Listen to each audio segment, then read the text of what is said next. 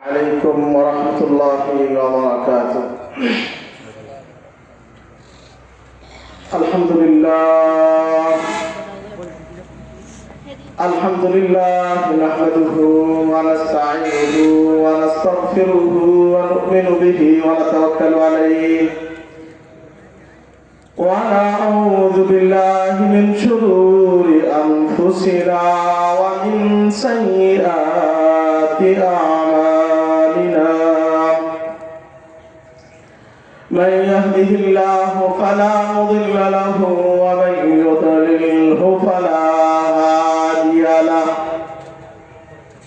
ونشهد أن سيدنا وسندنا وحبيبنا وطبيبنا ومولانا محمدا عبده ورسوله صلى الله على روح محمد في الأرواح وعلى جسد محمد في الأجساد وعلى قبر محمد في القبور. أما بعد فأعوذ بالله من الشيطان الرجيم. بسم الله الرحمن الرحيم.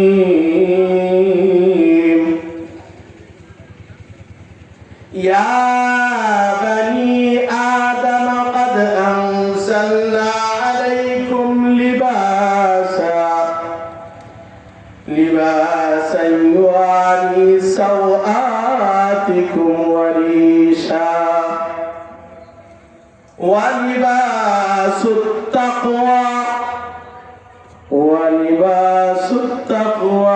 ذلك خير. ذلك من آيات الله لعلهم يذكرون. وقال رسول الله صلى الله عليه وسلم: الإيمان بضع وسبعون شعبة أدناها إماطة الأذى عن الطريق أفضلها لا إله إلا الله وأدناها إماطة الأذى عن الطريق والحياء شعبة من الإيمان. صدق الله العظيم وصدق رسوله النبي الأمي الكريم ونحن عليه لمن الشاهدين والشاكرين. سبحانك لا علم لنا إلا ما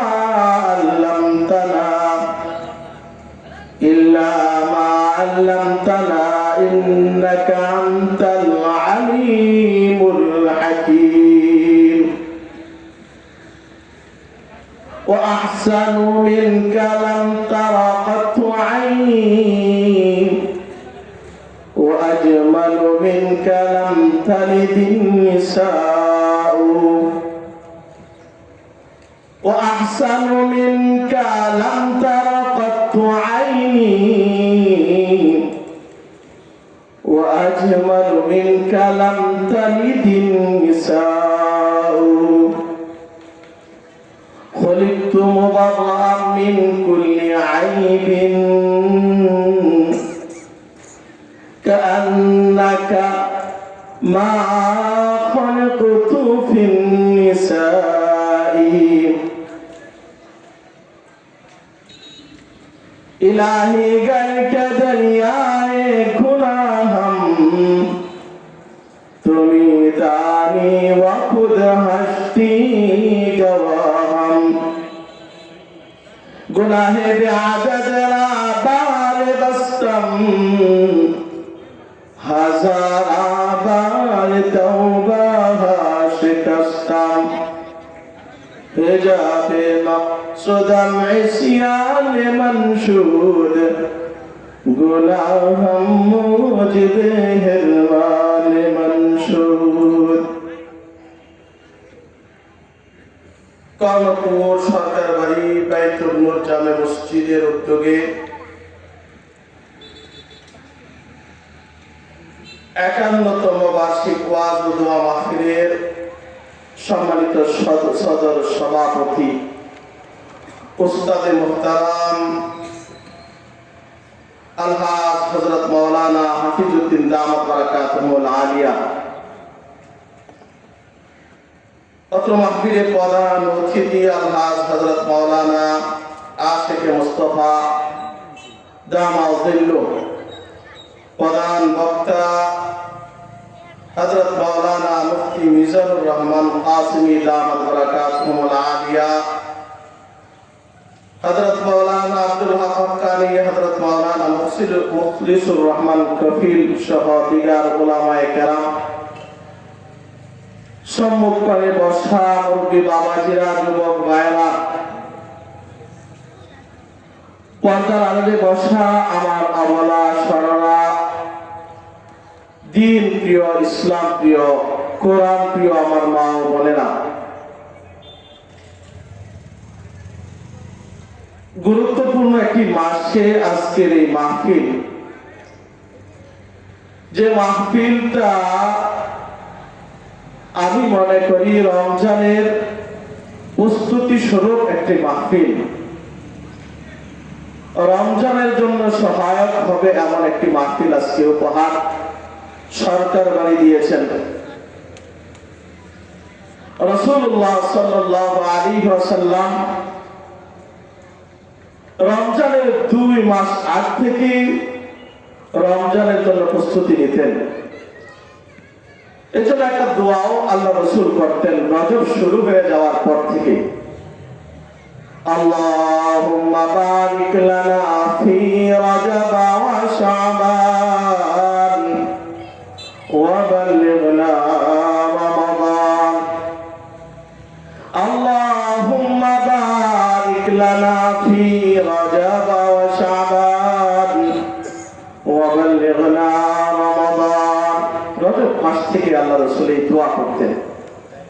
শাবান মাসে যখন আসতো দোয়াটাকে সিঙ্গেল করতেন, আল্লাহুম্মা বারিক লানা ফি শাবান ওয়া বাল্লিগনা রমাদান। আর শাবান মাস যখন আসতেন চূড়ান্ত পর্যায়ের প্রস্তুতি শুরু করতেন, অধিক পরিমাণে রোজা রাখতেন। শাবান মাসের অর্ধেক চলে গেছে, কেমন জানি একেবারে আমাদের সন্নিকটে রমজান। এজন্য রমজানের প্রস্তুতি স্বরূপ এই মাহফিল। আমার পূর্বে আমার বড় ভাই রমজান সম্পর্কে গুরুত্বপূর্ণ আলোচনা পেশ করেছেন, কিন্তু আমি রমজানের সত্তা, ভালোবাসা, রমজানকে কিভাবে আমি সম্মান দিয়ে পালন করব এ বিষয়ে একটি কথা বলবো। সংক্ষেপে আমি একটা বিষয়কে আপনাদের সামনে পেশ করতে ইচ্ছা করেছি, যে বিষয়টার নাম হলো হায়া।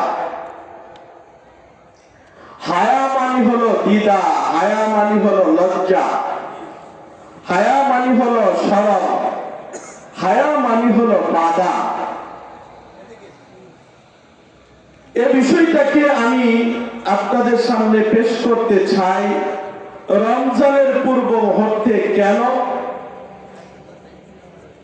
রমজান যদি এই হায়া দিয়া কেউ কাটায় তাহলে তার রমজানটা সম্মানী হবে, ইবাদতে ভরপুর হবে, শালীনতার সাথে হবে। কারণ বেহায়া কিছু লোক রমজানে তো রোজা রাখে না, দেখবেন এই হায়া না থাকার কারণে মানুষের সামনে গোড়া গোড়া সিগারেট বিড়ি টানতেছে। এই বেহায়াগুলোকে দেখবেন রোজা তো রাখবে না, মানুষের সামনে সিঙ্গারা মসমসা খায়। কেন? হায়ার অভাবে। এজন্য আমি মনে করলাম রমজানের পূর্বে হায়ার বিষয়টাকে একটু আলোচনা করা দরকার। নবী আদম আলাইহিস সালাতু ওয়াস সালাম যখন আসমানে অবস্থান করতেছিলেন, জান্নাতে অবস্থান করতেছিলেন, ভালো অবস্থান করতেছিলেন, কিন্তু শয়তান যেহেতু আদমের বড় শত্রু ছিল, তার সাথে বড় বাধা ছিল, বড় আদাওয়াতি ছিল, দুশ্মনী ছিল। জান্নাতে বসে থাকবে আর সে আসমান থেকে বিতাড়িত হয়ে চলে আসবে, এটা তার সহ্য হলো না। এই হিংসায় সে আদমের পিছনে লাগতে থাকলো, জান্নাত থেকে বের করার চিন্তায়। এই চেষ্টায় সে সফল হয়ে গেল। এক পর্যায়ে আল্লাহ তাআলা জান্নাতে আদম আলাইহিস সালাতু ওয়াস সালামকে সবকিছুর সুযোগ দিলেন। বলেন, আদম তুমি তোমার স্ত্রীকে নিয়ে জান্নাতে থাকো, যেখানে ইচ্ছাই ঘোরো, যা ইচ্ছা বলো, যা ইচ্ছা খাও, কিন্তু সাবধান একটা গাছের কাছে যাও না। আদম আলাইহিস সালাতু ওয়াস সালাম কথাটা আল্লাহ তাআলার কথা শ্রদ্ধার সাথে, মহব্বতের সাথে, ভালোবাসা দিয়ে এটা মানতেছিলেন। শয়তান যখন আদমকে কোনোভাবেই পটাইতে পারল না, বিবি হাওয়ার কাছে গিয়ে ভিড়ল, চিন্তা করলো তাকে কি পটানো যায়। তাকে পটায়া ঠিকই জান্নাত থেকে বের করার একটা ব্যবস্থা করে নিলেন। এক পর্যায়ে ওই গাছের কাছে নেওয়াইলেন, গাছের ফল খাওয়াইলেন। যেমন হাওয়াকে নেওয়াইলেন, আদম আলাইহিস সালাতু ওয়াস সালামকে ওই গাছের ফল খাওয়ায়া শয়তান জান্নাত থেকে বের করার বন্দী করলেন। হযরত আদম আলাইহিস সালাতু ওয়াস সালাম যখন গাছের ফল খেয়ে ফেললেন, সাথে সাথে তার যে পোশাক এটা খুলে গেল। লজ্জার পোশাক, শরমের পোশাক তার কাছ থেকে চলে গেল। কিন্তু নবী আদম আল্লাহ তাআলার দরবারে এবার পড়ে গেলেন, রব্বানা যালামনা আনফুসানা ওয়া ইন লাম তাগফির লানা ওয়া তারহামনা লানাকুনান্না মিনাল খাসিরিন। বনি আদম আলাইহিস সালাতু ওয়াস সালাম তখন আল্লাহর কাছে দোয়ায় লিপ্ত হয়ে গেলেন। বড় জুলুম করেছে আমার উপর, আল্লাহ আপনি যদি না করেন আমি তো শেষ হয়ে যাব, আমি সরকার হয়ে যাব, আমি ধ্বংস হয়ে যাব, আপনার দয়া যদি আমার উপর না হয়। তখন আল্লাহ তাআলা বনি আদমকে আসমান থেকে পাঠায়া যে ওয়াজটা করেছিলেন, ওই আয়াতখানায় আপনাদের সামনে পড়েছে। আল্লাহ তাআলা তখন বলেছেন, ইয়া বনি আদম, ইয়া বনি আদম قد أنزلنا عليكم لباسا يواري سوآتكم وريشا يا بني آدم قد أنزلنا عليكم يواري سوآتكم وريشا। হে বনি আদম, আমি তোমার কাছে একটা পোশাক পাঠাইছি, জান্নাতে দিছিলাম সুন্দর পোশাক পরায়া, আমলের কারণে পোশাক শেষ হয়ে গেছে, নাও এবার তোমাকে আরেকটা শরম ঢাকার জন্য, তোমার লজ্জাস্থান ঢাকার জন্য আরেকটা পোশাক দিলাম, যেটা তোমার ইউআরি সাওআতিকুম, তোমার লজ্জাস্থানকে ঢেকে দিবে। যালিকা খায়র যালিকা মিন আয়াতিল্লাহি লাআল্লাহুম ইয়াযাক্কারুন।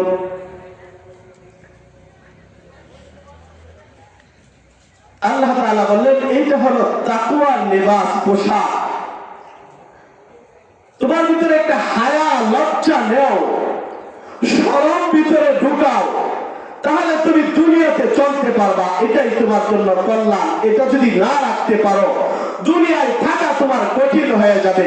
বিভিন্ন প্ররোচনায় তোমাকে তোমার ঈমানকে হারা করে দিবে, আমার থেকে সরায় দিবে। এই হায়াকে নিয়ে আল্লাহ তাআলা আদমকে পাঠাইলেন। আর হায়ার গুরুত্ব আল্লাহর রাসূল হাদিসে কতটুকু বলেছেন। হযরত আবু হুরায়রা রাদিয়াল্লাহু তাআলা আনহু থেকে বর্ণিত একটা হাদিস, বুখারী মুসলিম উভয় হাদিসটা বর্ণনা করেছেন। আবু হুরায়রা কেমন সাহাবী? আবু হুরায়রা হলো এমন এক সাহাবী, যে সাহাবী নিজের জীবনটাকে দ্বীনের জন্য, ইলমের জন্য, ইলমে নবুয়ত শিখার জন্য অর্থ করে দিয়েছিলেন। তো আবু হুরায়রা রাদিয়াল্লাহু তাআলা আনহু থেকে বর্ণিত হাদিস, আবু হুরায়রা রাদিয়াল্লাহু তাআলা আনহু বলেন, আল ঈমানু বিযুন ওয়া সাবউনা শুবা, আল ঈমানু বিযুন ওয়া সাবউনা শুবা, আফদালুহা লা ইলাহা ইল্লাল্লাহ ওয়া আদনাহা ইমাতাতুল আযা আনিত তারিক ওয়াল হায়াউ শুবাতুম মিনাল ঈমান। এই হাদিসটাকে সামনে রেখে আমি আপনাদেরকে হায়াতার গুরুত্ব, ঈমানের সাথে কতটুকু বোঝানোর চেষ্টা করব। হযরত আবু হুরায়রা রাদিয়াল্লাহু তাআলা আনহু বলেন, আল ঈমানু সাবউ ওয়া সাবউনা শুবা ওয়া ফি রিওয়ায়াতিন বিযু ওয়া সাবউনা শুবা, আফদালুহা লা ইলাহা ইল্লাল্লাহ। আবু হুরায়রা বলেন, ঈমানের ৭৭টা শাখা রয়েছে।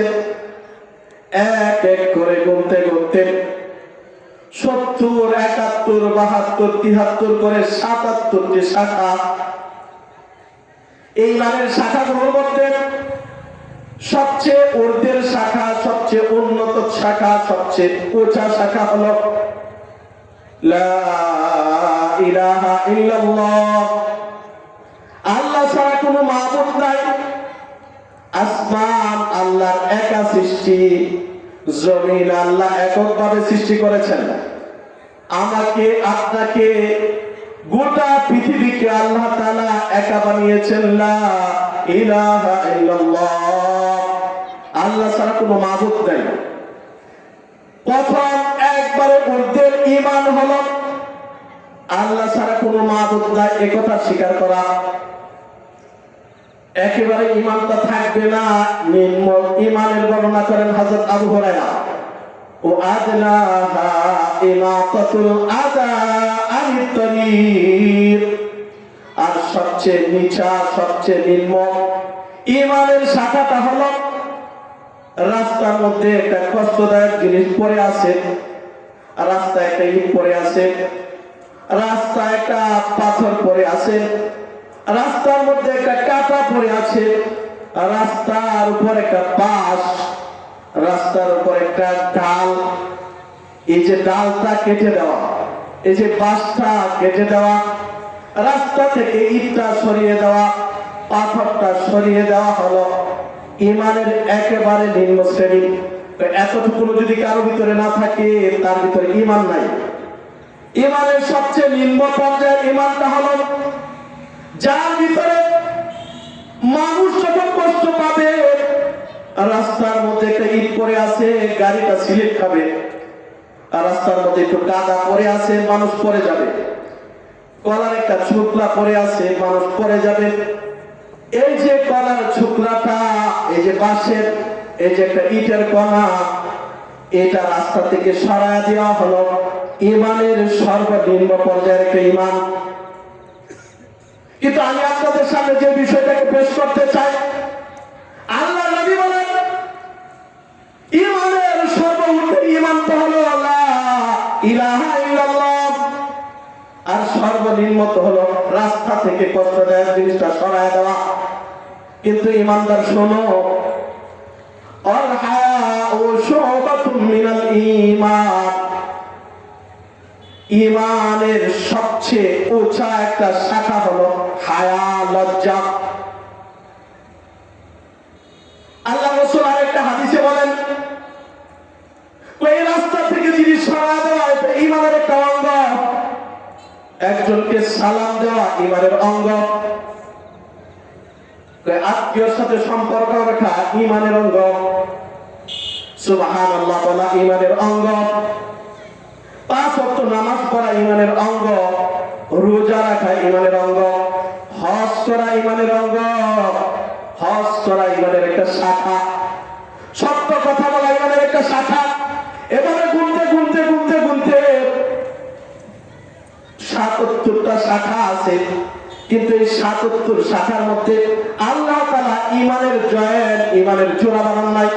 আল্লাহ রাসূল হাদিসে বলেন, আল ঈমানু ওয়াল হায়াউ কুরিনা জামিআ, আল ঈমানু ওয়াল হায়াউ কুরিনা জামিআ, ইযা রুফিআ আহাদুহুমা রুফিআল আখার, ইযা রুফিআ আহাদুহুমা রুফিআল আখার। আল্লাহ রাসূল সাল্লাল্লাহু আলাইহি ওয়াসাল্লাম বলেন, এই যে দেখো ইমানের এতগুলো শাখা, এই ইমানের শাখাগুলোর কিন্তু আমি সবগুলোর সাথে ইমানের জোড়া দেই নাই, ইমানের বন্ধু বানাই নাই। ইমানের সাথে জোড়া দিয়েছি যে শাখাটা, এই শাখাটার নাম আর কিছু না, এটার নাম হলো শরম আর হায়া। তো এই হায়া হলো ইমানের এমন একটা শাখা, যতক্ষণ পর্যন্ত হায়া ইমানের সাথে জয়েন থাকবে, ইমানের সাথে থাকবে, ততক্ষণ পর্যন্ত ইমানের অস্তিত্ব থাকবে। যদি কারো হায়া চলে যায়, তাহলে তার থেকে ইমান দূর হয়ে যাবে। ওই হায়া মানুষের, যেমন আমরা তো মনে করি মানুষটা পোশাক পরলো না মানে বেহায়া হয়ে গেল, না না না, মানুষের হায়া তো পোশাক না করার নাম না। শরীরের মধ্যে পোশাক পরলো না, এটা নাই মানে হায়া নাই, এ কথা বলা যাবে না। বরং হায়া হলো প্রত্যেকটা বিষয়ের মধ্যে হায়া। মানুষের চোখের পর্দাও হায়া আছে, মানুষের আকলেও হায়া দিয়া আবরণ দেওয়া হয়। মানুষের বিপদটাও যখন হায়াহীন হয়ে যায়, মানুষের চোখটা যখন হায়াহীন হয়ে যায়, মানুষের আখলাক যখন হায়াহীন হয়ে যায়, শরম ছাড়া হয়ে যায়। আল্লাহ রাসূল সাল্লাল্লাহু আলাইহি ওয়াসাল্লামের একজন গোলাম, সে বলে, ইন্না মিন কালামিন নবুওয়াহ, ইন্না মিন কালামিন নবুওয়াহ ইযা লাম ইয়াস্তাহি ফাসনা মা শিতা। কোন একটা মানুষ ইমানের আলামত হলো, যদি কার ভিতরে হায়া না থাকে, এই মানুষটা দেখবেন যা ইচ্ছা তাই করে। এই জন্য তো দেখবেন লাগামহীন কথা বলা শুরু করে। লজ্জা না থাকলে দেখবেন মানুষের কথার মধ্যে লেভেল থাকে না, মনে যা চাই তাই বলে, মনের ভিতরে যা আসতে থাকে তাই বলতে থাকে, বেহায়ার মতো বলতে থাকে। কথার লাগাম যখন চলে যায়, কথার মধ্যে যখন হায়া থাকে না, তার কথার লেভেল ছাড়া হয়ে যায়, ইমান ছাড়া কথা বলতে থাকে। ঠিক চোখের মধ্যে যখন হায়াত চলে যায়, মানুষ এই চোখ দিয়া বেহায়ার মতো দেখতে থাকে। দেখবেন কাউকে তো কোরআনের দিকে তাকায় থাকে, কাউকে দেখবেন বেহায়ার মতো বেগানা নারীর দিকে তাকায় রয়েছে, হায়া নাই। মানুষ তাকায় রয়েছে, সে বেগানা নারীর দিকে তাকায় রয়েছে, কিন্তু তারপরেও এই লোকটার হায়া নাই, তুলনায় হায়া নাই। বেহায়ার মতো বড় দল করতে পারে, বড় শক্তি হতে পারে, হায়া যখন না থাকবে মেয়ের দিকে তাকানো থেকে বাঁচতে পারবে না। সুন্দরী নারী আছে, সে তাকে দেখা শুরু করবে। হায়ার লেভেল যখন চলে যায় তখন মানুষ তার চোখ দিয়া বেগানা নারীকে দেখতে থাকে। তার মানে হলো হায়া নাই, চোখের হায়া নাই। অথচ আল্লাহ তাআলা বলেছেন তোমার চোখের মধ্যে হায়া ফিট করো, তুমি যা ইচ্ছা তাই দেখো না, তোমার দেখার লেভেল আনো। কোরআনের সাথে লেভেল করে তোমার চোখ দিয়ে কোনটা দেখতে পারবে আর কোনটা দেখতে পারবে না, কোনটা দেখার ইজাজত আছে আর কোনটা দেখার ইজাজত নাই, এটা জানো আগে, তারপরে তাকাও। মানুষ যখন চোখ যখন হায়াহীন হয়ে যায়, যা ইচ্ছা তাই দেখতে থাকে। আর মানুষের আকল যখন হায়া ছাড়া হয়ে যায় তখন মানুষ নিজেকে কি যে মনে করে, সে নিজেকে বাইবা, সে নিজের যে জায়গায় নিজেকে রাখা দরকার ওই জায়গায় রাখে না। মানুষ তাকে চায় না, তারপরে ওই জায়গার মধ্যে বসাইতে চায়। কেন কেন কেন? হায়া নাই, লজ্জা নাই। মানুষের কাছে যদি লজ্জা থাকতো, লজ্জা যদি থাকতো এই ব্যক্তির, তাহলে হচ্ছে এভাবে যে কোনো পদক্ষেপ নিত না। আমি এমন লোক দেখেছি যাদের ভিতরে যাদের ইসলামের ন্যূনতম জ্ঞান নাই, ইসলাম শরীয়ত যারা বুঝে না, নামাজের খবর নাই, রোজার খবর নাই, সারাদিন বিড়ি টানতে থাকে, নেশা করতে থাকে, আবার মসজিদের মধ্যে গিয়ে বড় পর্দাও ছায়া বসে থাকে। কেন কেন? ওই যে হায়া নাই, নামাজ পড়ো না, তারপরে তুমি এই চেয়ারে বসতে চাও। তোমার লজ্জা যদি থাকতো তুমি কেমনে যাও, কেমনে যাও? হায়া থাকলে তুমি যাইতো না, কেমনে যাও? তুমি নামাজের দায়িত্ব নিতে যাও, তুমি কেন তুমি এই চেয়ারে বসবা? তুমি নামাজ পড়ো না, কেমনে যাও? লজ্জা লাগার দরকার। মাহফিলের সভাপতির চেয়ার গ্যাপ খুঁজে খুঁজে বার করে এখানে দিনের আলোচনা হবে, কিন্তু হায়া না থাকার কারণে এই লোকটার বেহায়া যখন হয়ে যায় এখানে বসতে চাই। হায়া যদি থাকতো, না আমি কেমনে যাবো এখানে, মানুষের নামাজের বাস করবো আর আমাকে দেখে আমি নামাজ পড়ি না, নামাজের সময় দৌড়াইতে থাকি, বিড়ি খুঁড়ে বাস করবো, বিড়ি খায় টানতে থাকি, আর আমি এই চেয়ারে বসে থাকবো। মদের বাস করে হুজুররা, আর আমি চেয়ারের পাশে বসে থাকবো। যদি হায়া থাকে কেমনে বলবে? বসার কোন সুযোগ নাই।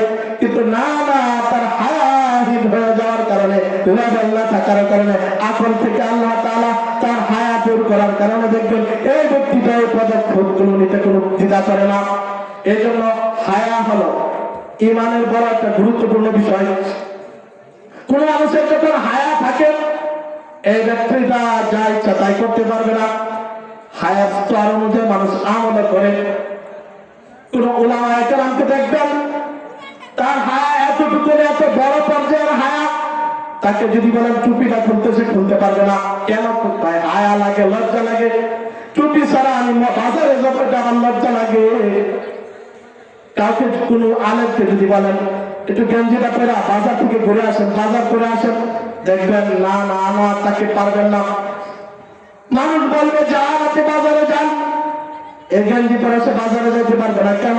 তার হায়ার পরিমাণ হলো এত বেশি, সে নিজের স্বাভাবিক পোশাক পরে বাজারে যাবে, এটা তার ধৈর্য হয় না। হায়া তার পরিপূর্ণ। কাউকে তো হায়া থাকার কারণে, হায়ার কারণে তো কারো অবস্থা এমন হয়, হায়া থাকার কারণে তো কারো অবস্থা এমন হয় যে সে নামাজের মধ্যে, নামাজের আযান হয়েছে তো তার এক পা উঠে না, মসজিদ থেকে বের হয়ে যাবে, মসজিদের কাছে কাজ দিয়ে সে চলে যাবে। এটা তার হায়ার কারণে তাকে বাধা দেয়। আমি এই আযানের পরে কিভাবে মসজিদটা দেয়া চলে যাব? মানুষ কি মনে করবে? আল্লাহ তাআলা কি মনে করবে? হায়ার কারণে সে মসজিদ ত্যাগ করতে পারবে না। আবার কোন আল্লাহর গোলামকে দেখবেন মসজিদে বসে রয়েছে, মসজিদের মধ্যে মজা খায়, মসজিদের মধ্যে খাবার খাইতেছে, আবার আযান হয়ে গেছে, সাথে সাথে মসজিদ থেকে দৌড়ায় জায়গা, জিজ্ঞাসা করে কোথায় যান? তো বাড়িতে গিয়ে নামাজ পড়বো। তো কেন কেন? কোমরটা বড় ব্যথা, চেয়ারে বসে নামাজ পড়া লাগবো। চেয়ারে বসে নামাজ পড়া, মসজিদও তো চেয়ার আছে, তো মসজিদের চেয়ারে হইতো না, হায়া না থাকার কারণে আল্লাহর গোলাম বারবার জবাব দিয়া নামাজে তাকে আনতে পারলো না। এজন্য বাবাজি, যুবক বাবা, বৃদ্ধ বাবাজিরা, মা বোনরা, যদি ভিতরে হায়া টানতে পারেন ইমানটাকে রক্ষা করতে পারবেন। হায়া যদি ভিতর থেকে চলে যায় ইমান রক্ষা করা কঠিন। দেখবেন কোন মা বোনকে পর্দার সাথে বলবেন বাড়ি থেকে বের হওয়ার জন্য, বোরকা পরা, সে লজ্জা পায়, না না না, আমি কেমনে বের হবো, বাড়ি থেকে বের হবো না। হিজাব ছাড়া যদি বের হইতে বলেন তার দ্বারা তো সম্ভবই না। আবার কোন নারীকে দেখবেন সবকিছু লাগায় লাগায়া মাইকটা মুখে আরো কত কিছু মাখবে, পুরা চেহারাটারে খুইলা, স্বাভাবিক কাপড় তো দূরের কথা, স্বাভাবিক কাপড় পরবে না, পাতলা কাপড় পরা শরীরের সবকিছু দেখা দেখা ডং ডাং তৈরি করে যাবে। তার ভিতরে লজ্জা নাই, লজ্জা হায়া না থাকার কারণে ভেবে যাইতেছে গা। আবার কোন কাউকে দেখবেন হাজার হাজার মানুষের সামনে একবারে সব কাপড় পরা নাচতেছে। কেন কেন কেন? আপনি যদি আপনার স্বাভাবিক একজন আলেমের স্ত্রীকে যদি বলেন আলেমের সামনে নাচার জন্য, তাও সম্ভব না, সে নাচতে পারবে না। অথচ হাজার মানুষের সামনে নাচা শুরু করে, হাজার মানুষের সামনে যৌন উত্তেজনার গানগুলো গাইতে থাকে। কেন কেন? যখন তার ভিতরে হায়া শেষ হয়ে যায়, হায়া শেষ হওয়ার কারণে কোটি কোটি মানুষকে সিনেমার পর্দার মধ্যে দেখা দেখা নিজেকে প্রদর্শন করে। হায়া নাই মানে সব কিছু শেষ হয়ে গেল। এই জন্য বাবাজিরা, রমজান মাস আসতেছে, হায়া ভিতরে যদি রাখতে পারেন আপনার নামাজ ছুটবে না। হায়া যদি রাখতে পারেন জবানে গীবত আসবে না। হায়া যদি রাখতে পারেন রোজা অবস্থায় মানুষের সামনে খাইবেন তো দূরের কথা, খাবার আপনি খান এটা যদি মানুষের বুঝে, এটা আপনার সম্ভব হবে না। এজন্য রোজার আগে, নামাজের আগে, তিলাওয়াতের আগে নিজের ভিতরে হায়াটাকে আনেন। হায়াকে যদি আপনি আপনার ভিতরে ধারণ করতে পারেন, আল্লাহর কসম দিয়ে বলতে পারি আপনার ঈমানটা সংরক্ষণ থাকবে। আমার কথা না, রাসূলের কথা।